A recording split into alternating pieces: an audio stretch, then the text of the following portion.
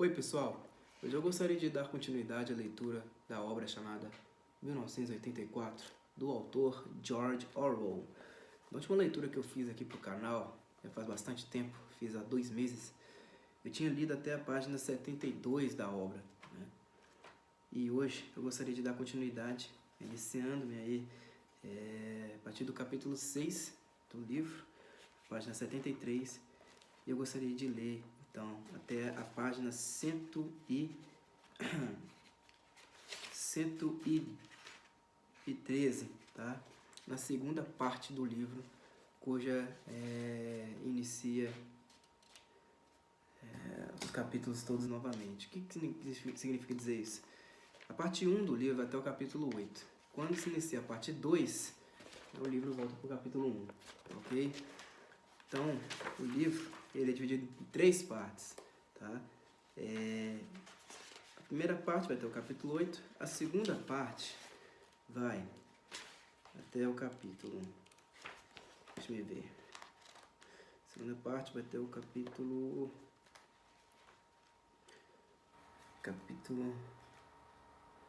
9? Não, capítulo 10. A segunda parte vai até o capítulo 10. E aí a terceira parte...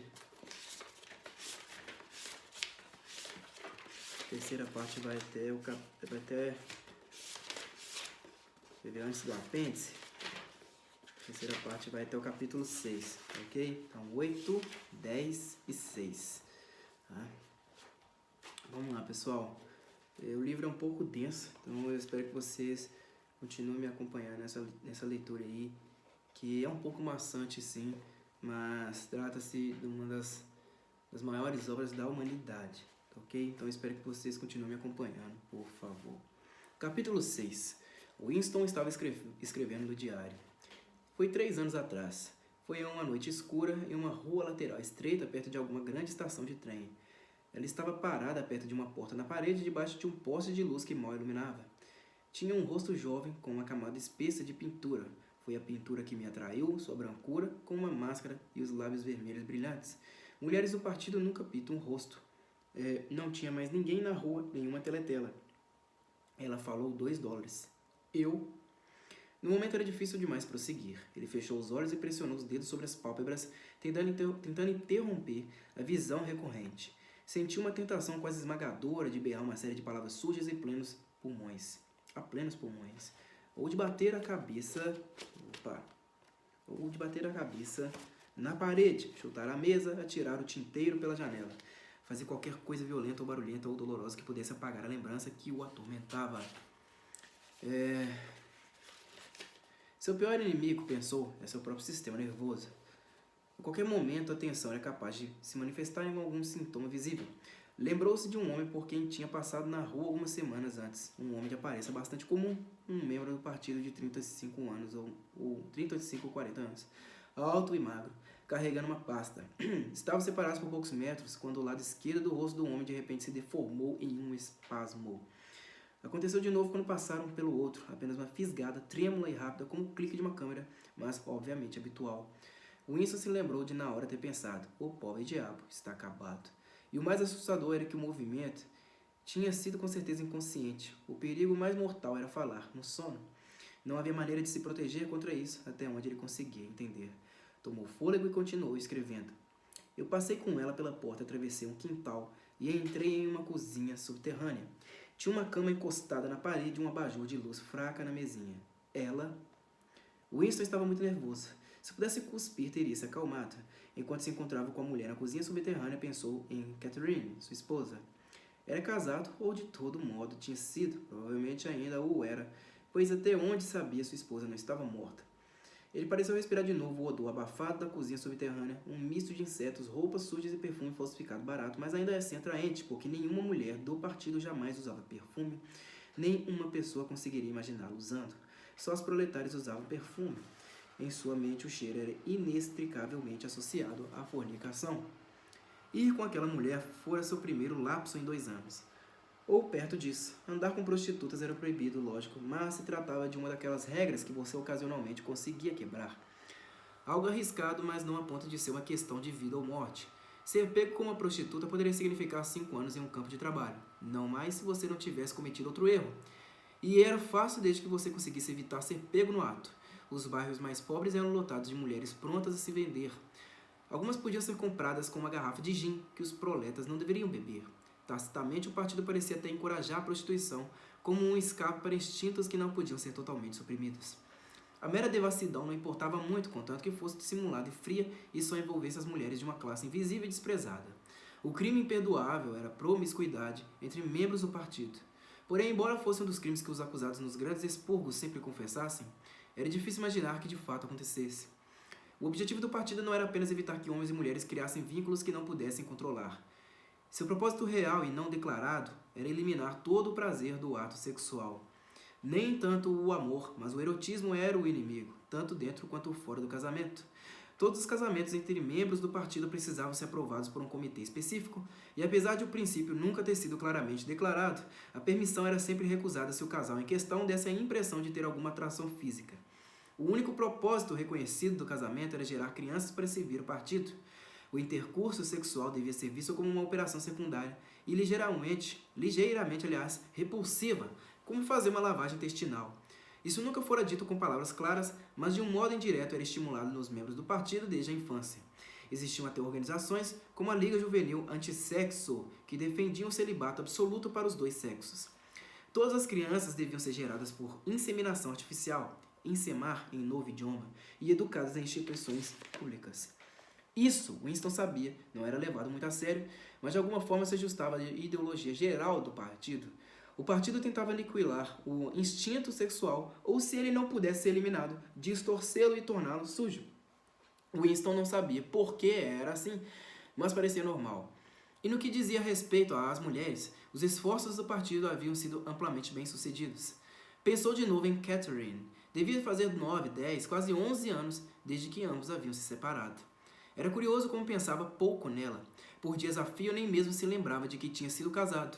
Os dois ficaram juntos por cerca de 15 anos. 15 meses, aliás. O partido não permitiu o divórcio, mas incentivava a separação nos casos em que não havia filhos. Catherine era uma moça alta loira, de postura e gestos bonitos. Tinha um rosto marcante, aquilino, um rosto que uma pessoa chamaria de nobre, até descobrir que não havia praticamente nada atrás dele. Bem cedo em sua vida de casado, Winston havia percebido, embora talvez apenas porque a conhecia mais intimamente do que conhecia a maior parte das pessoas, que ela, de longe, tinha a mente mais estúpida, vulgar e vazia que ele já encontrara.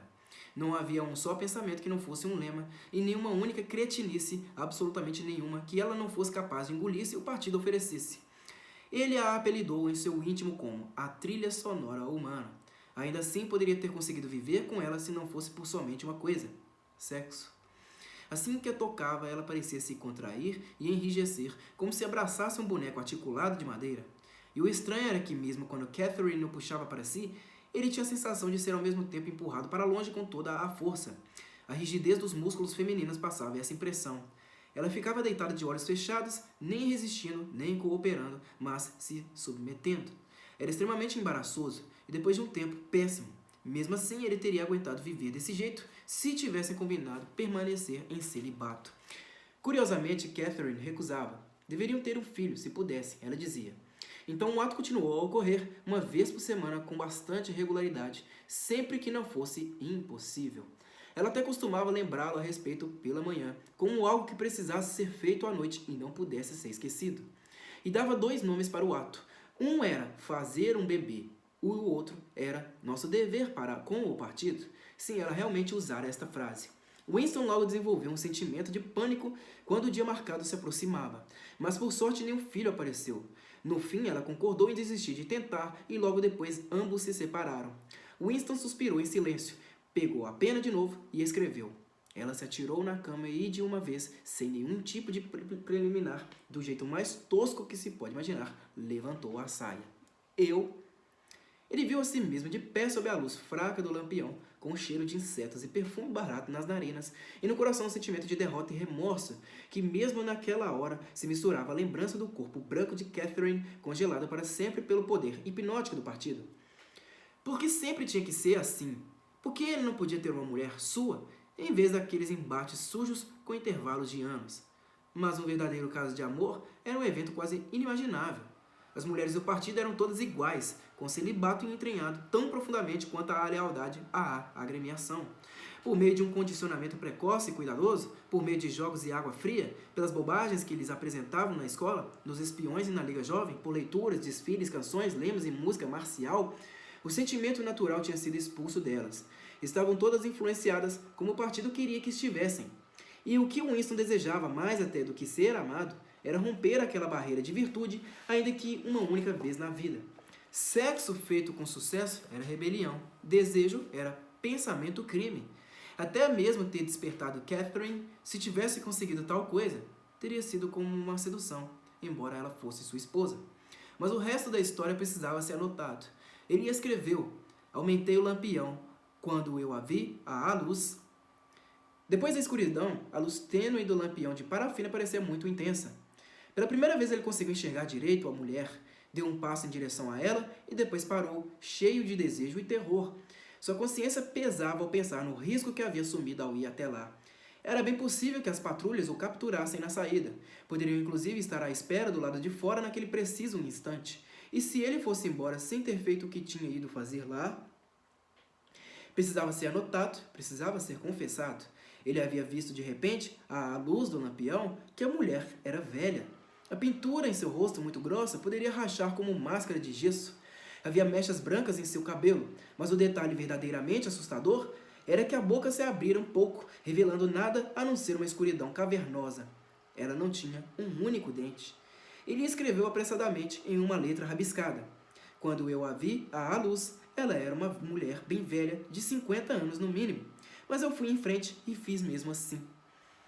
Pressionou os dedos contra os olhos de novo. Escrever, afinal, mas não fez diferença. A terapia não funcionou. A ânsia por berrar palavras sujas a plenos pulmões era a mesma de sempre. Capítulo 7. Se há esperança, Winston escreveu, é nos proletas.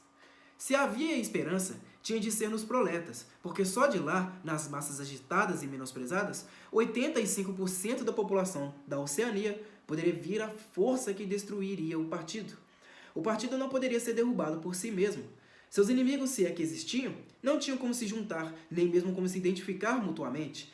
Ainda que a lendária Irmandade existisse, era inconcebível que seus membros alguma vez pudessem se reunir em grupos maiores do que 2 ou 3. Rebelião significava certo, olhar nos olhos, uma inflexão da voz, no máximo uma palavra ou outra na maior discrição. Mas os proletários, se ao menos se tornassem conscientes da própria força, nem precisariam conspirar. Bastava se levantar e se sacudir como um cavalo espantando as moscas. Se quisessem, poderiam implodir o partido amanhã de manhã. Cedo ou tarde, com certeza, a ideia de fazer isso vai lhe ocorrer.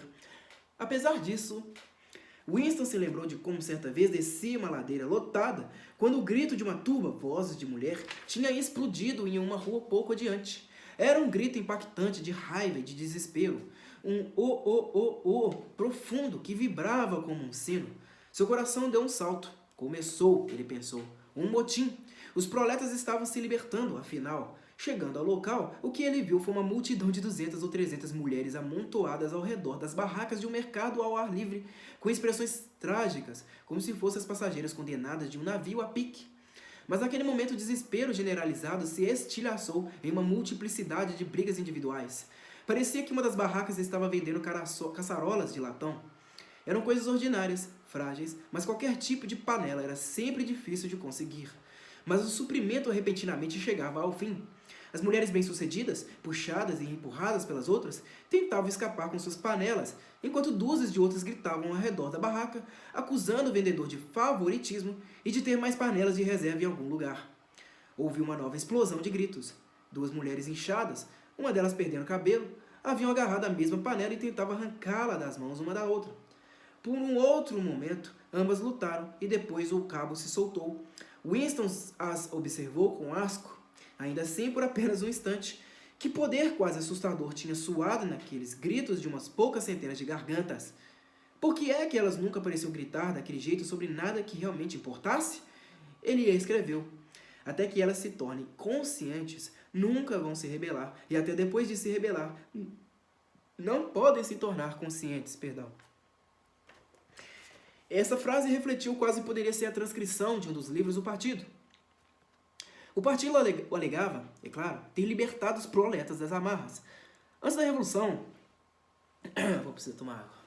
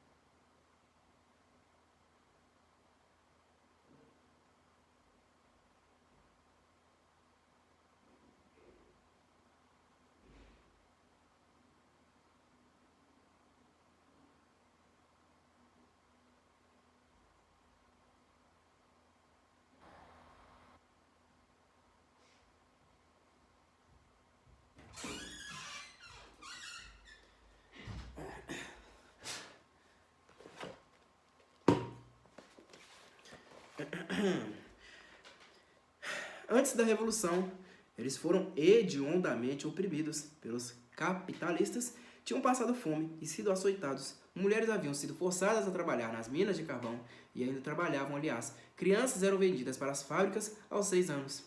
Ao mesmo tempo, leal aos princípios do duplo pensar, o partido ensinava que os proletas eram naturalmente inferiores e precisavam ser mantidos nessa condição, como bichos, por meio da aplicação de umas poucas regras simples. Na realidade, bem pouco se sabia sobre os proletas. Não era preciso saber muito. Enquanto eles continuassem a trabalhar e a procriar, suas outras atividades não tinham importância. Deixados à própria sorte, como o gado solto nos prados da Argentina, haviam voltado a um estilo de vida que lhes parecia normal, como se seguissem um padrão da própria ancestralidade. Eles nasciam, cresciam nas sarjetas, iam trabalhar aos 12 anos, passavam por um breve período de florescimento de beleza e desejo sexual, casavam-se aos 20, atingiam a meia-idade aos 30 e morriam em sua maior parte aos 60. Trabalho físico pesado, o cuidado com a casa e os filhos, disputas mesquinhas com os vizinhos, filmes, futebol, cerveja e, acima de tudo, jogo, preenchiam o horizonte de suas mentes.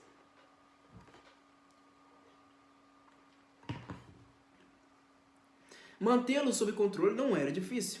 Uns poucos agentes da polícia do pensamento sempre circulavam no meio deles, espalhando rumores falsos e anotando e eliminando uns poucos indivíduos julgados capazes de se tornar perigosos, mas não se fazia nenhuma tentativa de doutriná-los com a ideologia do partido. Não era desejável que os proletas tivessem fortes sentimentos políticos. Só se exigia deles um patriotismo primitivo, ao qual se poderia apelar quando fosse necessário fazê-los aceitar acréscimo de trabalho ou redução das rações. E mesmo quando contrariados, como às vezes ficavam, esse descontentamento não levava a lugar nenhum porque, sem ideias, eles só conseguiam se concentrar em disputas mesquinhas e específicas. Os males maiores invariavelmente lhe escapavam. A maioria dos proletas nem tinham teletelas em casa. Até a polícia civil mexia muito pouco com eles. Havia uma vasta criminalidade em Londres, um submundo paralelo de ladrões, bandidos, prostitutas, traficantes e escroques de todo tipo. Porém, desde que tudo ficasse entre os proletas, não tinha importância. Em todas as questões morais, eles podiam seguir o próprio código ancestral. O puritanismo sexual do partido não lhes era imposto. A promiscuidade ocorria sem punição. Permitia-se o divórcio. Aliás, até a devoção religiosa teria sido autorizada caso os proletas houvessem demonstrado algum sinal de precisar dela ou querê-la. Estavam abaixo das suspeitas, como o lema do partido dizia: proletas e animais são livres.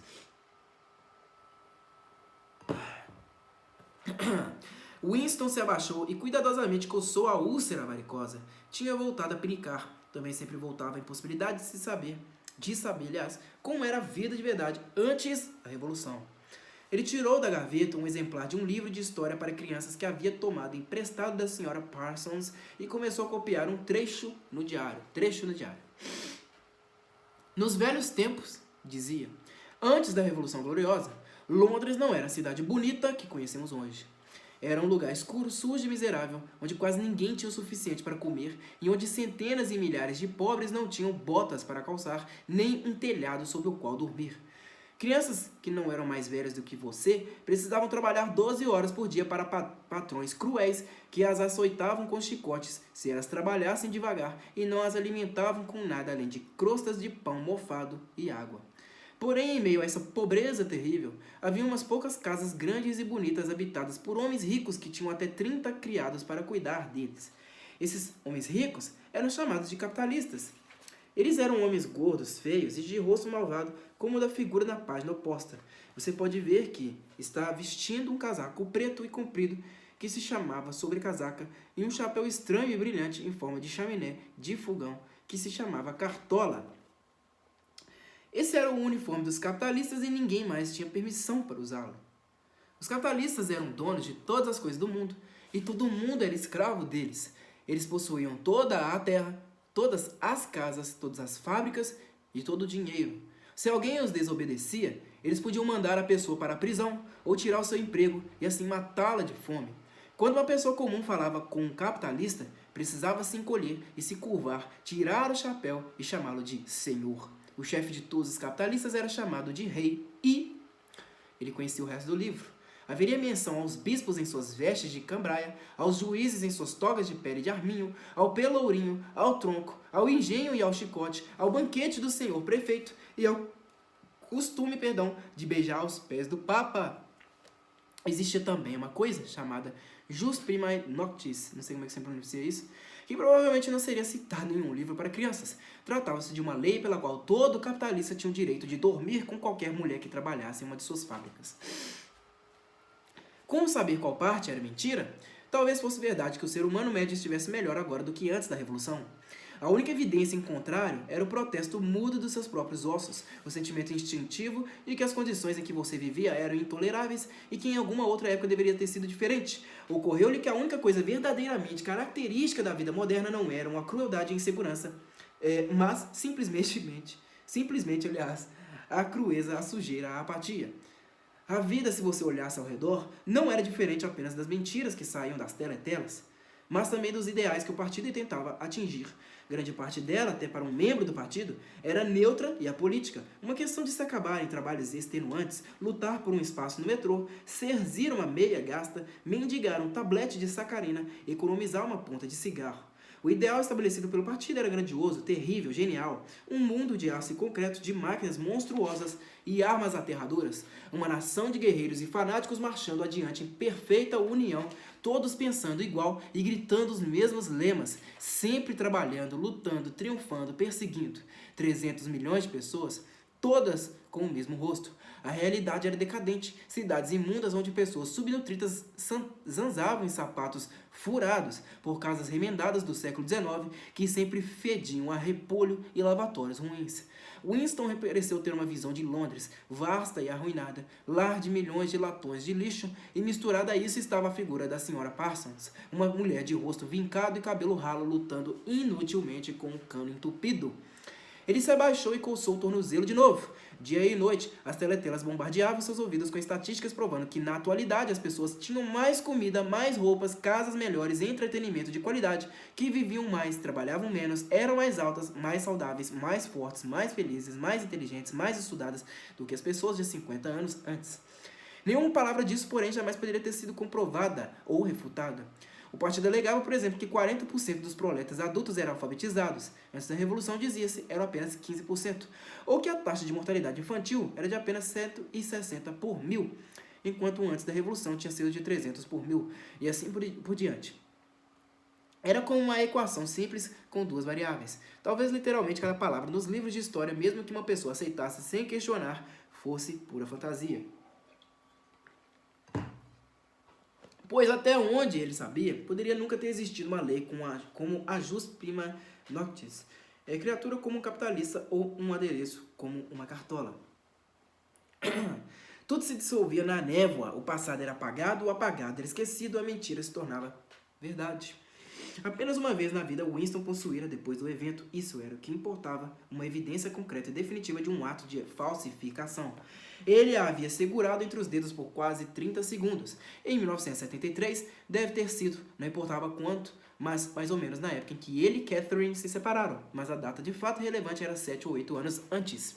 A história começara no meio dos anos 1960, o período dos grandes expurgos do qual os líderes originais da Revolução foram eliminados de uma vez por todas. Por volta de 1970 não sobrara nenhum, exceto o grande irmão. Todo o restante havia sido, àquela altura, exposto como traidor e contra-revolucionário. Goldstein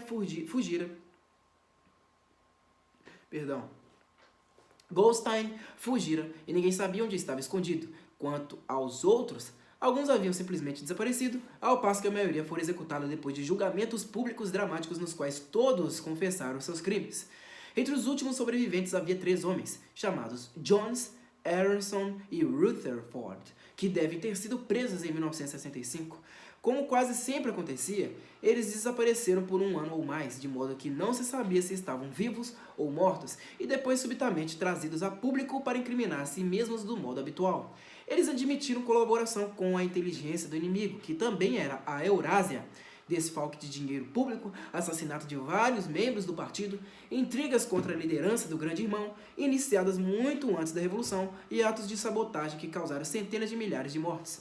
Após confessar estes crimes, foram perdoados, reintegrados ao partido e receberam cargos inúteis, mas que soavam importantes. Todos os 3 haviam escrito artigos longos abjetos no Times, analisando os motivos de sua deserção e prometido a se corrigir.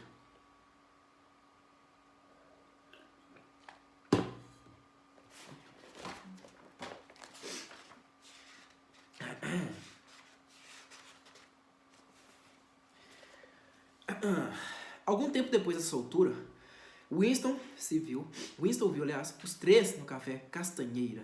Lembrou-se da espécie de fascínio aterrorizado com que os observara pelo canto dos olhos. Eram homens muito mais velhos do que ele, relíquias do mundo antigo, quase as últimas grandes figuras que sobravam dos primeiros dias heróicos do partido. Ainda carregava um pouco do glamour da luta clandestina e da guerra civil. Winston tinha a sensação, embora já naquela época os fatos e as datas estivessem ficando borrados, de que conhecia os nomes deles desde muito antes do grande irmão. Mas ao mesmo tempo aqueles homens eram delinquentes, inimigos, intocáveis, condenados com absoluta certeza à extinção em 1 ano ou 2. Ninguém que houvesse caído das garras da polícia do pensamento havia escapado no fim. Eram cadáveres esperando ser devolvidos à sepultura. Não havia ninguém nas mesas mais próximas a eles. Não era sábio nem mesmo ser visto nas cercanias de tais pessoas. Estavam sentados em silêncio diante de copos de gin aromatizado com cravo, especialidade do café. Dos 3, foi de Rutherford a aparência que mais impressionou Winston. Ele fora um famoso caricaturista cujos desenhos brutais tinham ajudado a inflamar a opinião pública antes e durante a Revolução. Mesmo agora, a longos intervalos, seus desenhos apareciam no Times. Eram mera imitação do estilo anterior, porém sem graça e nada convincentes. Não passavam de uma reconstituição dos antigos temas: favelas, crianças, famintas, brigas de rua, capitalistas de cartola. Mesmo nas barricadas, os capitalistas ainda pareciam se agarrar às cartolas. Um esforço infinito e inútil de voltar ao passado. Rutherford era um homem monstruoso, com uma juba grisalha, o rosto enrugado e vincado, lábios protuberantes. No passado devia ter sido imensamente forte, agora o grande corpo flácido, caído, curvo, cambaleava em todas as direções. Parecia ruir diante dos olhos de uma pessoa, como uma montanha desmoronando. Era o horário solitário das 15. Winston não conseguia se lembrar de como tinha ido parar no café a 1 hora daquelas. O lugar estava quase vazio. Uma música digital saía das teletelas. Os 3 homens sentados em seu canto, quase imóveis, nunca falavam. Sem nenhum pedido, o garçom levou novos copos de gin. Havia um tabuleiro de xadrez na mesa ao lado deles, com as peças posicionadas, mas nenhum jogo iniciado. E depois, por talvez meio minuto no total, algo havia acontecido às teletelas. A música mudou e o volume também. Alguma coisa a invadiu, não sabia explicar o que. Era uma nota estranha, quebrada, sem melodia, zombeteira. Em sua cabeça, Winston chamou de nota amarela. E depois uma voz da teletela cantou: sob a castanheira frondosa, eu vendi você e você me vendeu. Ali estão eles e cá estamos nós, sob a castanheira frondosa. Os 3 homens não moveram um só músculo, mas quando Winston espiou de novo o rosto envelhecido de Rutherford, viu que seus olhos estavam cheios de lágrimas, e pela primeira vez notou, sentindo um tremor intenso, embora ainda não soubesse por que tremia, que tanto Aronson quanto Rutherford tinham o nariz quebrado. Um pouco mais tarde, os 3 foram presos de novo. Aparentemente haviam se envolvido em novas conspirações desde o primeiro instante após a soltura. No segundo julgamento, confessaram os velhos crimes outra vez, com toda uma série de novos delitos. foram executados e seu destino registrado nos anais do partido como uma alerta para a posteridade. Cerca de 5 anos depois disso, em 1973, Winston desenrolava um maço de documentos que acabara de deslizar do tubo pneumático para sua mesa, quando topou com um pedaço de papel que havia, evidentemente, sido inserido no meio dos demais e depois esquecido. No momento em que o tocou, percebeu sua importância. Era uma meia página rasgada do Times, de uns 10 anos atrás. A metade superior incluía a data e continha a fotografia dos delegados de alguma repartição do partido em Nova York. Destacados no centro do grupo estavam Jones, Aronson e Rutherford. Não havia dúvida, e para confirmar, seus nomes estavam na legenda, no rodapé. O ponto é que em ambos os julgamentos, todos haviam confessado que naquela data tinham estado em solo eurasiano. Haviam voado de um campo aéreo secreto no Canadá rumo a um encontro em algum lugar na Sibéria e se reunido com membros do Estado-Maior da Eurásia, a quem revelaram importantes segredos militares. A data ficara marcada na memória de Winston por ser o dia do solstício de verão, mas a história toda devia estar também em inúmeros outros lugares. Havia uma única conclusão possível. As confissões não passavam de mentiras. Obviamente, deixa eu colocar essa luz mais próxima a mim. Obviamente isso não era novidade. Mesmo naquela época, Winston não imaginava que as pessoas eliminadas nos expurgos tivessem realmente cometido os crimes de que eram acusadas. Mas se tratava de uma evidência concreta, um fragmento do passado abolido, como um osso fossilizado que surgia no substrato errado e destruía uma teoria geológica. Era suficiente para explodir o partido em pedacinhos se de alguma forma pudesse ter sido publicado para o mundo e seu sentido divulgado. Winston retomara o trabalho imediatamente. Assim que identificou a fotografia e seu significado, cobrira-a com outro pedaço de papel. Por sorte, quando a desenrolou, ela havia ficado de ponta cabeça em relação à teletela. Ele apoiou a caderneta de rascunhos nos joelhos e afastou a cadeira de modo a ficar o mais distante possível da teletela. Manter o rosto apático não era difícil, e até sua respiração podia ser controlada com algum esforço, mas os batimentos cardíacos não, e a teletela era sensível o bastante para captar. Ele deixou passar o que julgou ser em 10 minutos, atormentado o tempo todo pelo medo de que algum imprevisto, um vento súbito em sua mesa, por exemplo, o delatasse.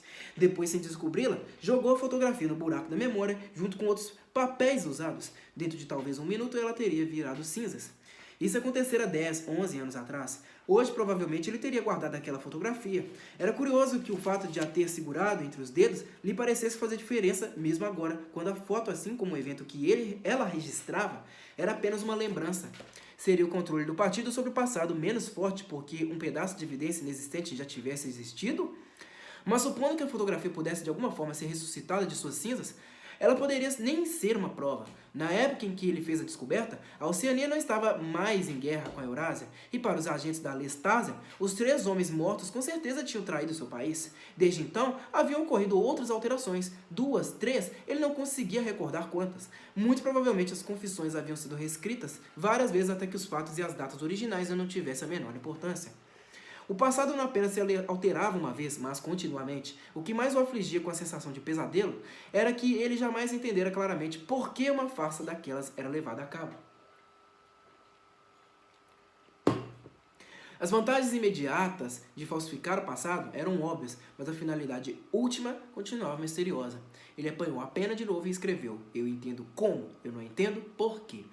Questionou como tantas vezes antes se seria um lunático, simplesmente uma minoria de um. Houve uma época em que foi considerado sinal de loucura acreditar que a Terra gira em torno do Sol. Hoje, loucura era acreditar na imutabilidade do passado. Ele talvez estivesse sozinho ao defender essa teoria, e se estava sozinho, então era lunático. Mas a ideia de ser um lunático não o perturbava especialmente. O horror era poder também estar errado. Pegou o livro de história para crianças, e olhou para o retrato do grande irmão, que formava o frontispício. Os olhos hipnóticos encararam os dele. Era como se uma força imensa o reprimisse, algo que penetrava seu crânio, esmurrava seu cérebro e o amedrontava com suas próprias crenças, convencendo-o quase a negar as evidências dos seus sentidos. No final, o partido anunciaria que 2 e 2 são 5, e você teria de acreditar. Era inevitável que cedo ou tarde fizessem tal afirmação. A lógica da posição deles assim exigia. Não apenas a validade da experiência, mas a própria existência da realidade externa era tacitamente negada pela filosofia do partido. A maior das heresias era o senso comum, e o mais aterrador não era que o matassem por pensar de outra forma, mas que eles talvez estivessem certos, porque afinal, como nós sabemos que 2 e 2 são 4, ou que a força da gravidade funciona, ou que o passado é inalterável, se tanto o passado quanto o mundo externo só existem na mente e se a mente em si é controlável, como ficam as coisas? Mas não, sua coragem pareceu de repente endurecer por vontade própria. O rosto de O'Brien, não convocado por nenhuma associação óbvia, cruzou sua mente. Ele sabia com mais certeza do que antes que O'Brien estava ao seu lado. Escrevia o diário por O'Brien para O'Brien. Era como uma carta interminável que ninguém jamais leria, mas dirigida a uma pessoa em particular, e isso o motivava. O partido lhe dizia para rejeitar a evidência vista e ouvida. Essa era a ordem final e mais importante. O coração de Winston se apertou quando ele pensou no enorme poder formado contra si, a facilidade com que qualquer intelectual do partido poderia esmagá-lo em um debate, os argumentos sutis que ele não teria capacidade para entender, menos ainda rebater. E mesmo assim estava certo. Eles estavam errados e ele estava certo. O óbvio, o tolo e o verdadeiro precisavam ser defendidos. Banalidades são verdades, agarra-se a isso. O mundo sólido existe, suas leis não se alteram. Pedras são duras, água mole, objetos sem apoio caem em direção ao centro da Terra, com a sensação de que falava com O'Brien e estabelecia um axioma importante, escreveu: liberdade é ser livre para dizer que 2 mais 2 são 4, e se isto estiver garantido, todo o resto é consequência. Bom, pessoal, vou parar por aqui, página 90 do livro. A próxima leitura eu vou iniciar na página 91 e vou tentar ler até a parte 2, tá ok? E aí vai iniciar o capítulo 1 novamente, tá ok? O livro é um pouco denso, assim como eu falei, mas eu quero que vocês acompanhem esta obra magnífica até o final. Por favor, meu muito obrigado a todos vocês e até a próxima.